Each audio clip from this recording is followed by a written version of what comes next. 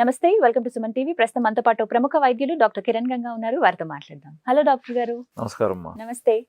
Diabetes ఉన్న వాళ్ళు ప్రత్యేకంగా ఫుడ్ హ్యాబిట్స్ ఎలా మెయింటైన్ చేయాలి అని మాట్లాడుతూ ఉన్నాం. ఏవి తినొచ్చు తినకూడదు చాలా వీడియోస్ చేశాము. వాటి గురించి అవగాహన కల్పిస్తూ వచ్చారు. ఇందులో భాగంగా వాళ్ళకున్న డౌట్స్ కూడా కామెంట్స్ రూపంలో ఎక్స్ప్రెస్ చేస్తున్నారండి. అందులో వచ్చిన డౌట్ ఏంటంటే, ఫుడ్ హ్యాబిట్స్ బాగుండాలన్నారు కాబట్టి రైస్ మాక్సిమం అవాయిడ్ చేద్దాం అనుకున్నాము. ఇందులో భాగంగా రోటీ అనేది ప్రిఫర్ చేస్తున్నాము. అది జొన్న రొట్టె కావచ్చు, పూరి కొంతమంది తింటున్నారట, కొంతమంది ఏమో చపాతీస్ కానీ ఇలా తింటున్నాం, బాగానే ఉంది. బట్ ఆ కాంబినేషన్స్ ఏవైతే తీసుకుంటున్నామో వాటి గురించి ఏంటండి, ఎలాంటి కాంబినేషన్ తీసుకుంటే బెటరు, దానివల్ల అటు ఫ్యాట్ పెరగకూడదు, అంటే వెయిట్ పెరగకూడదు, షుగర్ లెవెల్ కంట్రోల్లో ఉండాలి. సో వాటికి తగ్గ కరెక్ట్ కాంబినేషన్స్ చెప్పండి, ఏవి తినొచ్చో తినకూడదు అని అడుగుతున్నారు. పర్ఫెక్ట్ అండి. జనరల్గా చాలా మంది పూరి మంచిదా చపాతీ మంచిదా అనే ఎక్కువ క్వశ్చన్స్ అడుగుతారు. లేదా తందూరి బెటరా నాన్ బెటరా అంటారు, లేదా జొన్న రొట్టె బెటరా సజ్జ రొట్టె అనే ప్రశ్నలు వస్తూ ఉంటాయి. ఎస్, ఇది ఇంపార్టెంటే. వీలైనంత వరకు పూరి అవాయిడ్ చేయమంటాం. బట్ ఎప్పుడన్నా ఒక్కసారి పూరి చేసుకోవటం కూడా ఇబ్బంది ఏమి లేదు. బట్ పూరి చేసేటప్పుడు మైదా పిండి అవాయిడ్ చేయండి, చాలా ఇంపార్టెంట్. హోటల్స్ లో 80% ఎస్, మంచిగా గోధుమ పిండితో హ్యాపీగా పూరి చేసుకోండి. బట్ ఆ పూరి చేసేటప్పుడు టెక్నిక్, ఆయిల్ ఎక్కువ లాక్కుండా, మీకు తెలుసు ఆడవారికి ఆ టెక్నిక్, ఎలాగ ఆయిల్ తక్కువ ఆ పూరి తీసుకుండేలాగా ఎలా చేస్తే మంచిది అనేది మీరు చూసుకోండి. పూరి చేసేటప్పుడు, చపాతీ చేసేటప్పుడు కూడా గోధుమ పిండి కొంచెం తగ్గించి, ఇప్పుడు పూరికి ఏమన్నాం, మైదా పిండి అవాయిడ్ చేసి గోధుమ పిండి అన్నాం. అవును, ఓకే. బట్ చపాతీకి వచ్చేసరికి గోధుమ పిండి కూడా తగ్గించి, అంటే మైదా పిండి ప్రశ్నే లేదు ఇంకా. సో గోధుమ పిండి కూడా ఒక 30-40% తగ్గించి, సజ్జ జొన్న రాగుల పిండిని కూడా కలుపుకొని చపాతీలు చేసుకోండి, ఇంకా మంచిది. అదే విధంగా మీరు ఇంకా నెక్స్ట్ ఇంకా ప్యూర్ గా జొన్న రొట్టె తిన్నా, సజ్జ రొట్టె తిన్నా, రాగి రొట్టె తిన్నా అద్భుతం, నో క్వశ్చన్స్. ఇంకొక మెయిన్ పాయింట్, ఈ పిండి కలిపేటప్పుడు దయచేసి ఉప్పు వేయకండి ఇందులో. ఇది అలవాటే సార్, కొంచెం సాల్ట్, కొద్దిగా ఆయిల్, వాటర్ వేసి కలుపుతాం. నేను ఆయిల్ వేయటాన్ని కూడా ఇంకా నేనేం అనట్లేదు, బట్ ఉప్పు దయచేసి అవాయిడ్ చేయండి, వెరీ ఇంపార్టెంట్. ఉప్పు వద్దు వాటిల్లో. యాక్చువల్గా ఉప్పు వేయటం వల్ల ఆ చపాతీ సాఫ్ట్ గా రావటం, ఇట్లాంటి కొన్ని ట్రిక్స్ ఉన్నాయి. అందుకే మీకు బ్రెడ్ తయారు చేసేటప్పుడు ఉప్పు ఎక్కువ వేస్తారు. సో సమ్ స్ట్రక్చర్ కోసం, ఆ బ్రెడ్ ప్రాపర్ గా ఆ కన్సిస్టెన్సీ రావటం కోసం అందులో కలిపే ఇంగ్రీడియంట్స్ లో ఉప్పు అనేది చాలా మేజర్. మీరు ఉప్పు లేకుండా వాళ్ళు బ్రెడ్ తయారు చేయలేరు. ఇప్పుడు మనం ఎలాగా పొంగటానికి కొన్ని ఇంగ్రీడియంట్స్ ఎలాగైతే వాడతారో, ఆ ఇంగ్రీడియంట్స్ వాడినప్పుడు ఎంత వాడినా సరే సాల్ట్ అనేది ఇంపార్టెంట్ ఫ్యాక్టర్ అక్కడ. సో కొద్ది రోజుల్లో ఇనిషియల్ గా మీకు కొంచెం ఇబ్బంది అనిపిస్తుంది ఉప్పు లేకుండా చేయటం, బట్ సాల్ట్ అవాయిడ్ చేయండి. ముఖ్యంగా చపాతీలో కానీ రైస్ వాడటంలో కూడా, ఈవెన్ మీరు మిల్లెట్స్ ఏదైనా వంట చేసుకుంటూ ఉన్నా సరే ఉప్పు వేయకండి వేటిలో కూడా. ఇది బేస్ మెటీరియల్, ఇవి వీటిలో ఉప్పు ఎక్కడ వాడకండి. కూరలో ఉప్పు పడబోతుంది, మనం అక్కడ కూడా తగ్గించాలంటున్నాం. బట్ వీటిలో అవాయిడ్ చేయండి స్ట్రిక్ట్ గా. ఒక ఆప్షన్ ఫైనల్, కూరలు దేంతో తీసుకోవాలి, ఇది చాలా ఇంపార్టెంట్ అండి. మీరు చపాతీ తింటున్నారా, పూరి తింటున్నారా, సజ్జ రొట్టె జొన్న రొట్టె అనేది ఒక 30-40% ఇంపార్టెంట్ అయితే, మీరు దేంతో ఎటువంటి కూరతో తింటున్నారు అనేది మిగతాది చాలా ఇంపార్టెంట్. ముఖ్యంగా మనం అందరం పూరి విత్ ఆలూతో తినటం అలవాటు, హోటల్స్ లో పోయినా కూడా.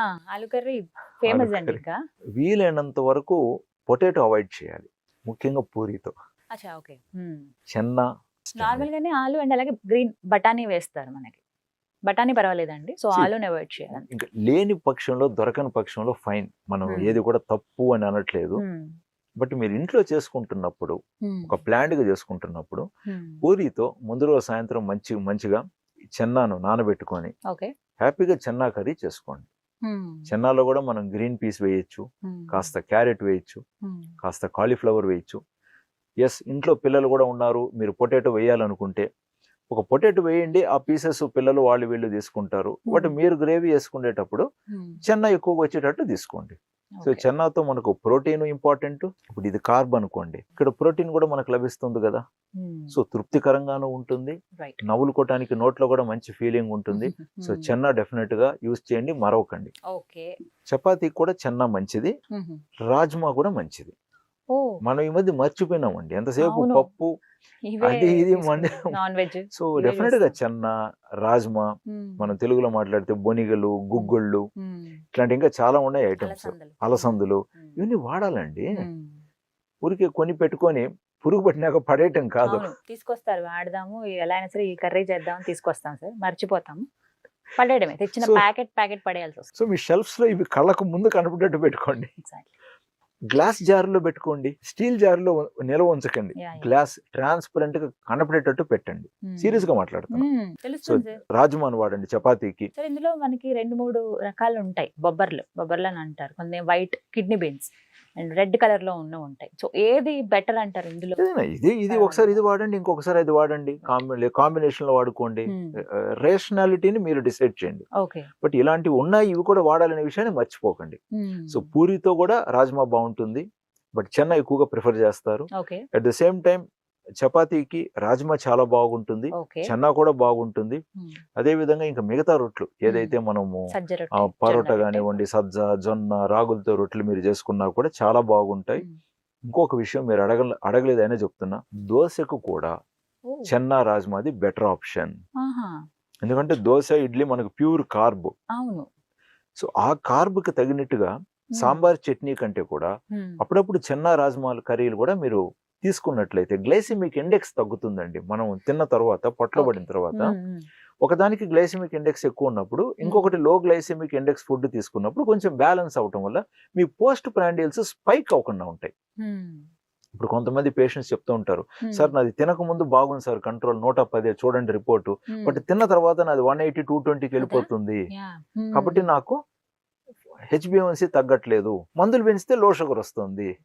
సో ఇట్లాంటి సందర్భాలలోనే మీరు తినే food low glycemic index తగ్గించుకోగలిగే foods తీసుకున్నప్పుడు మందులు లేదా ఇన్సులిన్ మోతాదులు పెంచకుండా కూడా మీ షుగర్స్ కంట్రోల్లో కాస్త ఉండే అవకాశాలు బాగుంటాయి.